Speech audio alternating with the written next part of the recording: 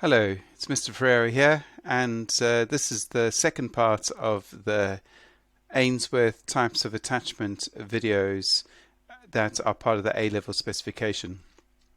I separated the first video into focusing specifically on the strange situation so that you get an understanding of what is the strange situation, what her findings were. Now we then can focus on the types of attachment, and we see quite clearly that they tell us the three types of attachment of secure, insecure, avoidant and insecure resistant, and this is something that you are expected to know. I would also say that some kind of understanding of the procedure is required, though in the previous video I would have said quite clearly that we don't need to know too much about the actual step-by-step procedure, but perhaps focus on those particular things like exploration of the room, proximity, whether there's anxiety for the stranger, anxiety about separation, and certainly reunion. So let's take a look into the different types of attachment that Ainsworth was able to help us with. And we see that, remember at the end of the previous video, she classified them type A, type B, and type C to make sure that she didn't give, she wasn't kind of preempting any kind of understanding of what those types were. Then with further analysis, she then goes on to call type A insecure avoidant. And we see that about 22% of the children, the babies, were this particular type of attachment, so insecure avoidant. Now, I always find these particular labels quite helpful to me. The specification does say that you can refer to them as type A, but I think the label insecure avoidant does kind of work out. So insecure, meaning that it's not ideal. In other words, there's it's the opposite of secure is insecure, and then we see avoidant. So I would say we understand that word as well. So if you perhaps are in a classroom and I ask a question and you don't want me to ask you to answer it, you might make sure that you avoid eye contact with me. In other words, you stop yourself, you hide from me. So think about insecure avoidant. So this is going to be a baby that potentially avoids something. In this particular case, I think it's going to be quite clear that what they do is that they avoid the mother. So we see that they explore freely. So in other words, they don't have any concerns about leaving the mother, but they do not show proximity seeking or secure based behavior. So in other words, they play without needing to get any form of validation from the parent, from the primary caregiver. So they don't look back, they don't kind of communicate, they just simply get on with it without kind of the need for the adult. We also find that these particular babies had, it says here, little or no reaction when the caregiver leaves. So in other words, they don't have this separation anxiety. Okay? Because they're not like, oh, mummy's left, I need to kind of show that I'm unhappy about that. So little or no reaction. And we also see that they don't make any effort to contact the caregiver when she returns. So in reunion behavior, she's not doing anything. They're not doing anything to kind of interact with the mother.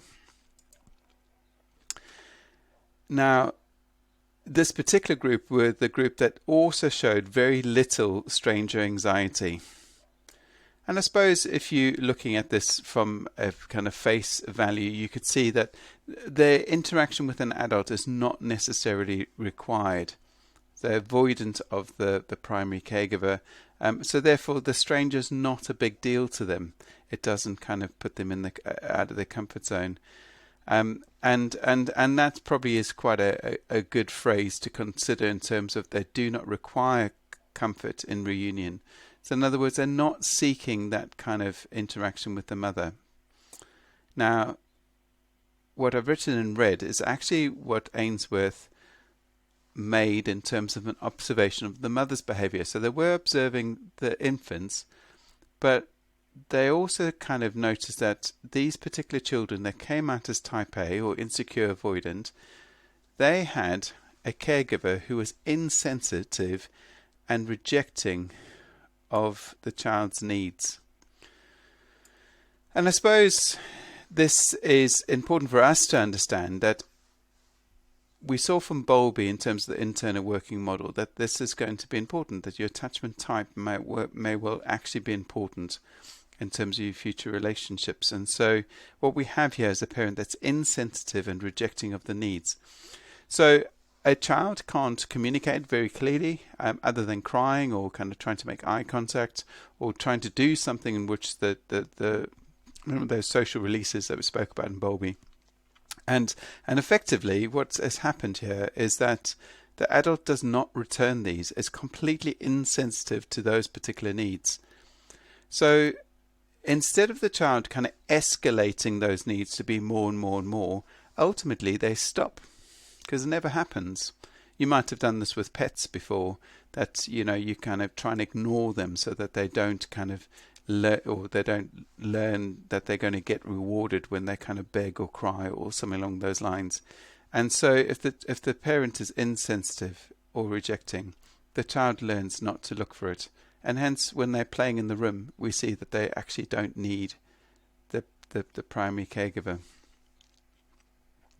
Don't want to be overly critical here. The chances are that the parent does provide for other forms of needs, mostly probably physical needs. It's the emotional needs that they are potentially being insensitive to, and certainly kind of helps us kind of understand Harlow a bit as well. So that was type A. I don't know why it was type A, not something else. Type B ended up being secure attachment, and what is quite nice to see is the percentage there. So a significant amount, the majority of the children were securely attached. Now, of course, Bowlby has kind of already said that this is ideal. So this is quite important. So it says here, children explore happily. Once again, that's secure base type of behavior, because they know that they can explore because their parent is going to be there to meet their needs. However, they do regularly go back to the caregiver, and you might have noticed this with children. They do something and then they look up to the parent looking for some kind of validation, or they kind of make a noise in order to get the caregiver's attention. Okay, so they say proximity seeking and secure based behavior. So they're basically orientating themselves towards the adult. Now, they will show some form of separation anxiety. If we go back to the stages of attachment model, we see that this is quite likely that they're going to at least kind of notice that the mother's not there, and so therefore might actually have a few kind of issues with that. And that could also relate to some kind of stranger anxiety, but it is moderate, okay? So it's not extreme at any particular point. Ultimately, when the mother returns, they require comfort and accept it, and that's quite important. A secure attached child is likely to cry. There's nothing wrong with a baby crying. However, when the mother picks them up and gives them comfort, they kind of snuggle into the mother and it makes them happy. That's a good sign of secure attachment, that they kind of can be comforted by the mother. And so that's obviously happening in the reunion part of the observation. So they feel confident that their attachment figure will be able to meet their needs. And in fact, we see there in red once again, the mothers were described as being sensitive. So secure attachment with these mothers that were able to be sensitive to the child's needs. Okay, so that's type A, insecure, avoidant, type B, secure, and then finally type C, insecure, resistant. Now this is the smallest percentage out there, and possibly the one that is a little bit more concerning. So if you think about insecure, that's obviously not secure, okay, and resistant, kind of this idea of kind of perhaps struggling with or fighting against, okay. So these were children that actually showed a particular type of behavior. So first of all, they had proximity seeking behavior. That was kind of, you could have almost argued that they were clingy, as if they were not prepared to leave the mother. So they would not explore the room. They're not prepared to kind of move away from the mother because they kind of need the mother to be there, and that's why they explore less. Some people describe them as being fussy, and this is also, even when the mother's there, they're still fussy, as if they don't know what they want. We find that they are the group that have the most stranger and separation anxiety. So we see huge distress. So crying uncontrollably when left with the stranger, or crying uncontrollably when left alone. And that's a very important aspect of this, okay? And then we see that the last aspect of this, it says, resist comfort when reunited with the caregiver. So it's kind of one of these bizarre situations that they're incredibly distressed, they're crying, and they're demanding some kind of comfort and care. But of course, when the care is given, they reject it, okay? And we often call it seek and reject. Now, for me, the interesting part is, once again, the behavior that they observed from the mothers. So they said that these mothers were inconsistent, sometimes meeting the child's needs, and other times absolutely not responding to the needs. And I suppose this is quite an important aspect of parenting, this understanding that actually, like even Harlow's monkeys, the Iron Maidens, they were completely consistent. Okay? Not great, but they were completely consistent. In this particular case, it's this kind of sometimes, so it's kind of like almost treating a child like a baby doll, kind of playing with it when you want to play with it, but then rejecting it otherwise. And that was actually, so the children respond very negatively to this. So of course they're going to be incredibly distressed when the mother leaves, because they don't know if the mother's going to come back. They don't have all this kind of understanding that their parent will be there to meet their needs, because there are times when their parent is not there to meet their needs. So there we have the three types of attachment: secure, avoidant, and resistant. And if you want to put it into a table, we could talk about this. Now, this table I feel is quite important for us to kind of recognize. We see kind of maybe 4 behaviors that we can look at: exploration, anxiety for the stranger, anxiety for separation, and reunion. And we can understand roughly what it is that they do. And we see a kind of rough difference between the two, because the exam board do like us to understand what does each type mean and what does it do. So for example, I could say, in terms of reunion behavior, we see that secure type attachment is enthusiastic, however resistant seeks and rejects. So I can do a contrast there. Or actually, both of the secure type and the avoidant type explore the room. Okay, of course, the greater depth of this table is first to say, well, okay, the avoidant explore the room, but do not orientate the behavior towards the mother. So please kind of keep an eye on this table, maybe try and memorize it in some ways. It will certainly help you if you want to have a quick summary of the different types of attachment. Now, before we move on to some of the evaluation, I do need to mention Main and Solomon. Now, they go back to Ainsworth's data. Remember, she recorded all the data. She did a very good experiment, and they basically decided that Ainsworth should have come up with 4 types rather than 3 types. She should have had a type A, B, C, and a type D. Now, our specification says we don't need to know about type D. So type D in this particular case has to be evaluation, has to be something for us to go, no, there's another explanation here for us to have a look at. Now, we don't need focus too much on this, but they called this type D disorganized. In other words, they are children who showed some elements of one type of attachment and also other elements of another type of attachment. Okay, so in other words, they kind of have both secure and insecure behavior in their attachment type. And so you could use this as an evaluation, but I just wanted you to note that your book does talk about type D, so we just need to know it kind of comes from somebody else completely other than Ainsworth. So what can we say about the strange situation? So we can evaluate this. This could go with the previous video as well. And we can say that actually the strange situation, the results are reliable. This has been something which has been repeated again and again and again. We have controlled conditions. We've got very clear behavioral categories in order to follow. This is a well thought out observation which has been repeated again and again and again. Okay, so that is a great strength of it. If you kind of want to know how good it is, when we're looking at observations, I spoke about inter-rater reliability or inter-observer reliability. And actually, when people analyzed the data, they actually found that there was an almost perfect agreement in the inter-rater reliability between the observers. Now, what this means is that two observers observing the same event independently, and this is the key here, independently, were able to actually come up with the same judgment, okay, the same outcome.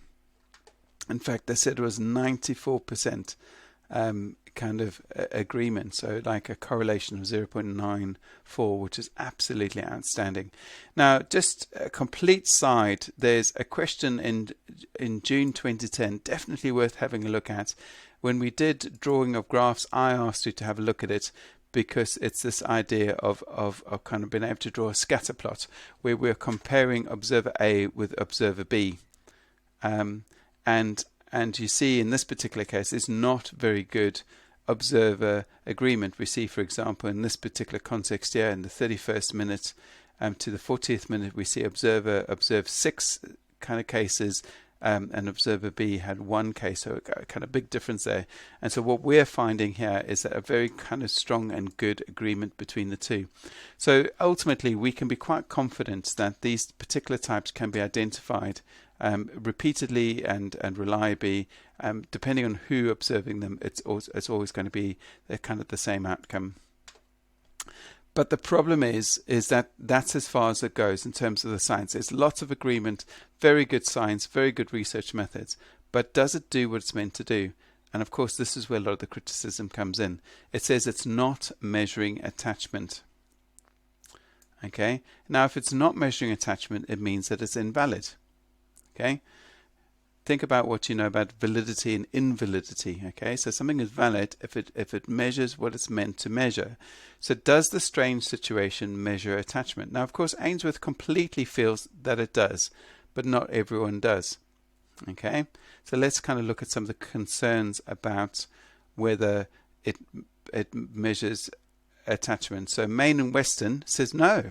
It says it measures a relationship and not attachment. Okay, and if it's a relationship, it could be dependent on which parent they were with.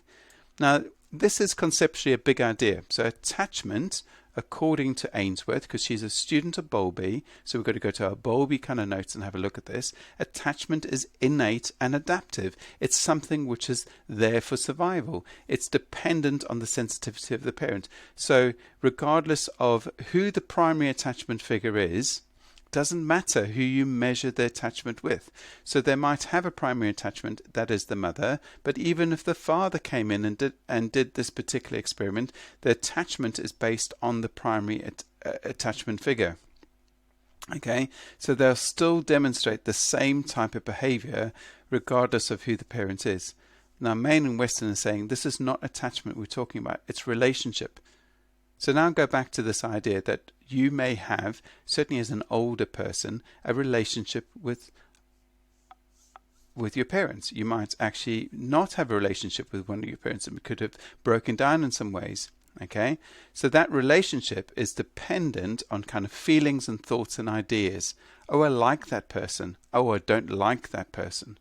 Okay, now Ainsworth said she was measuring attachment. Relationship could be, so therefore there is a concern here. So is it that, oh, I'm the parent that they like, the parent that they have fun with, oh, so therefore they respond differently in the strange situation. Now obviously think about this, this is a criticism. Ainsworth has stood the test of time, but we do need to be concerned about this. And especially if we couple it with Kagan. Remember I mentioned Kagan during Bowlby, that if it's about temperament, so maybe the children that had a really good, happy, easygoing temperament were the ones that had secure attachment. Okay, so once again, coupling these two ideas, Main and Weston and Kagan, does make us think whether the strange situation is doing what it's meant to be doing. And then some people said, okay, so if it's not even measuring attachment, well, let's look at some of the techniques that were used, and is it right to potentially kind of use this type of kind of strange situation to measure attachment? And they give example of daycare. So for example, if a child goes into daycare, nursery, childminder, those type of things, they're used to being dropped off and then going off and doing their own thing. So every time I drop my children off, the children know that they're going to be safely, securely in the home, and so they'd go off and play. There's none of this like, bye daddy, I love you, I don't want you to go type of idea. Okay. Now, of course, if that's the situation, they put them into the strange situation. They see a room, they see a stranger, they just know that they're going to be looked after because they have secure attachment. However, the observers might think, well, hang on, there's none of this kind of orientation towards the primary attachment figure. So therefore, they might be called type A rather than type B. So there is a chance that the technique could make some mistakes. Then, if we go to the multiple attachment type of debate that is still going all the way through this particular course, we have this concern of it only measuring one bond. Is this the right thing to do? Now, of course, Ainsworth completely says it is okay to measure just one bond because in this particular context, we have a primary attachment figure. Remember, she's a bulby, she's a monotropy.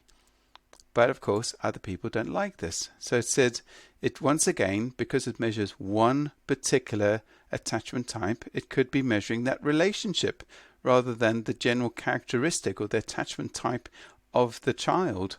So, I mean, there's lots of people who kind of say, well, maybe we should look at multiple. Van Iseljohn, who does a lot of cultural kind of understanding of attachment, says we should look at all different types. We should look at kind of siblings and the father and all these different types of ideas of what we should look at. So they call it the aggregate of the child's attachments. So between the different attachment types, we should have a look at that, and that might be a bit more relevant. But all of those criticisms, to me, it's quite difficult for me to even take sides because obviously we're learning about Ainsworth. She's obviously a very prominent researcher in terms of attachment and therefore, as I said, has stood the test of time. There are genuine concerns. I'm not going to say whether I believe in them or not. However, the one weakness that I can genuinely talk about is potentially this cultural bound test. Okay. So it could be that the strange situation does not have the same meaning in all the different countries. Okay, so therefore she developed this in Western civilization in terms of America and the USA. A lot of this is done. She's worked with Bowlby in the UK. So this is very much a Western idea. So it says, I say here. Cultural differences in childhood experiences are likely to mean that children respond differently to mild stress in the strange situation. So something that is stressful for a child in Africa may not be stressful to a child in the United Kingdom and vice versa. And the classic example of this, and I hope it's the next slide, yes, Takahashi. So Takahashi, the reason we love Takahashi is that they do exactly the same procedure and exactly the same type of cohort, but in Japan, middle class Japanese mothers. However, they then, instead of having they have a very high percent of insecure resistant. So they still have roughly about 66% securely attached children, but all the other babies come out as insecure resistant. And that is because in Japan, mothers and babies are very rarely separated. So therefore, a higher number of these babies absolutely freaked out and kind of were so distressed during the separation phase from the mother. And they actually even call that episode short. Okay, and so of course a lot of them came out as being insecure resistant, and they may well have been securely attached, but the cultural difference, the difference is that it would not have experienced separation before. So what we find here is that's just my explanation there. Very high levels of separation anxiety. So it's not mild stress.